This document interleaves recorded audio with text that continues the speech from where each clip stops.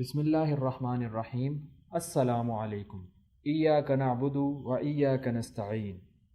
And that's really what differentiates human beings, the compassion. I was a social worker before I became a politician.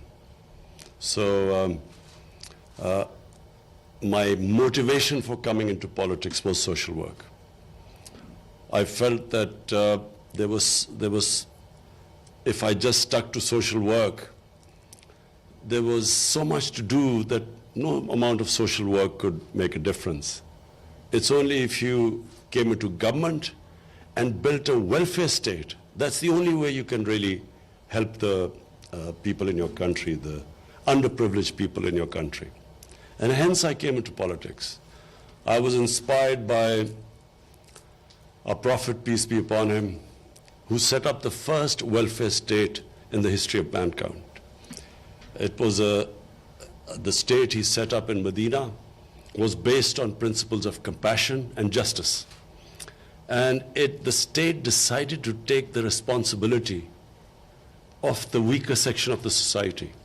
So the first time a state took responsibility of orphans, or widows, of the poor people, of handicapped, and pensions were introduced first time in that state.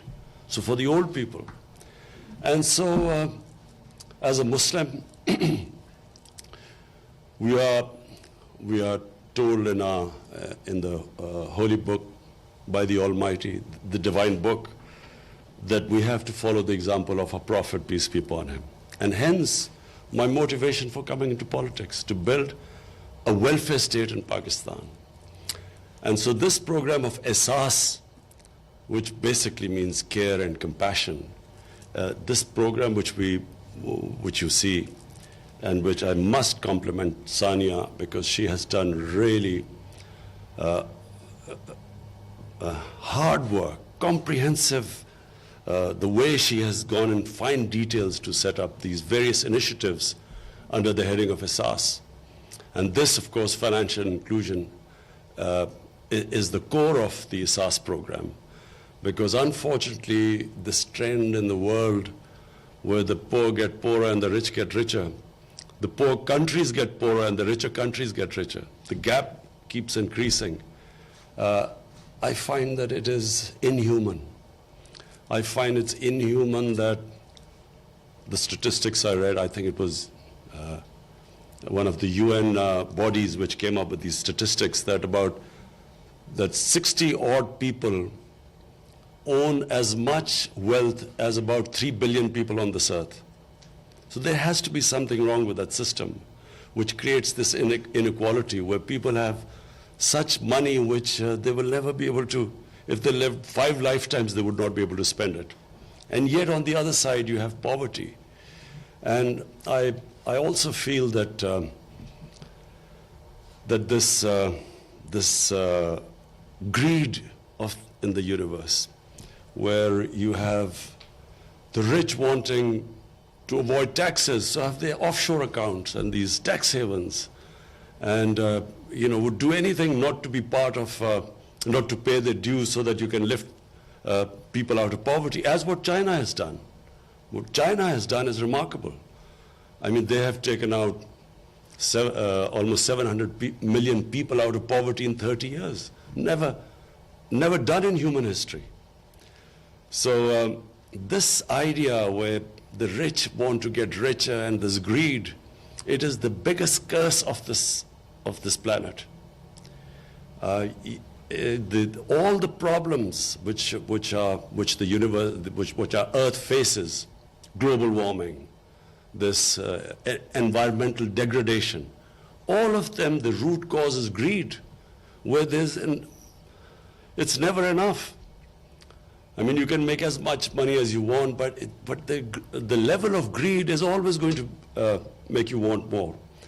And so you have this strange phenomena on this earth where you have people now getting into these boats, risking their lives to get to the land of milk and honey, where people want to get away from poverty.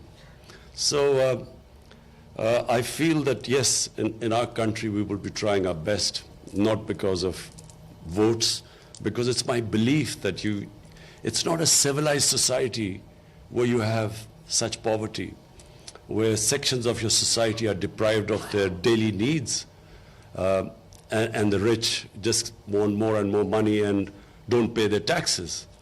So this is a rail what we have. My government has decided that we will be the first government that is going to, all our policies will be to lift people out of poverty.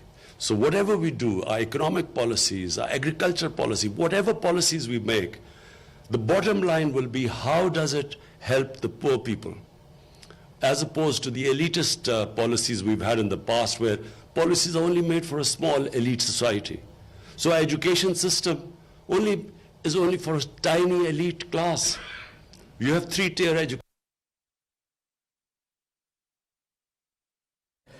वज़ीर-ए-आज़म इमरान खान एहसास programme से मुतल्लिक तकरीब से खिताब कर रहे थे। उन्होंने कहा कि गुर्बत के खात्मे के लिए हमारी हुकूमत संजीदा इक़दाम कर रही है। You have three-tier education system. So one is for the small elite class which has this privileged education. The bottom two do not get good jobs. So the society only caters for the elite. The hospitals are for the elite. Taxes, poor people, common people pay taxes because most of our taxes come from indirect taxes. The rich hardly pay taxes. So the whole mindset has to change, where the whole society as a whole decides that we cannot allow this unfair, unjust system to continue.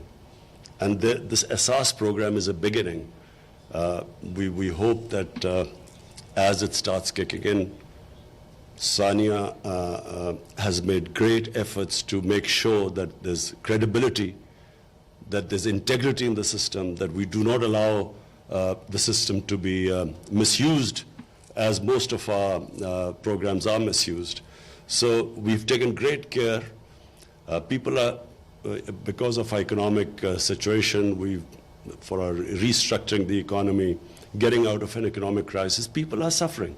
But we decided that we're not going to throw away money unless and until we have a credible system of distribution. The most vulnerable section are women from the poor background.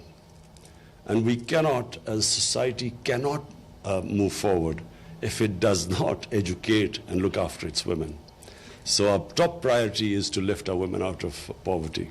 And we have a big range of measures which we hope that we will be able to take them out of poverty.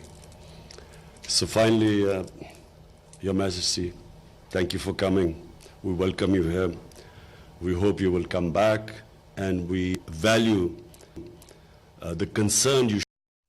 दोस्तों, उम्मीद info को subscribe करें और bell icon पर ज़रूर click करें ताकि हमारी आने वाली वीडियोस की अपडेट आप तक बआसानी पहुंच सके। और इस वीडियो को लाइक करें, शेयर करें और कमेंट में अपनी राय का इजहार ज़रूर करें।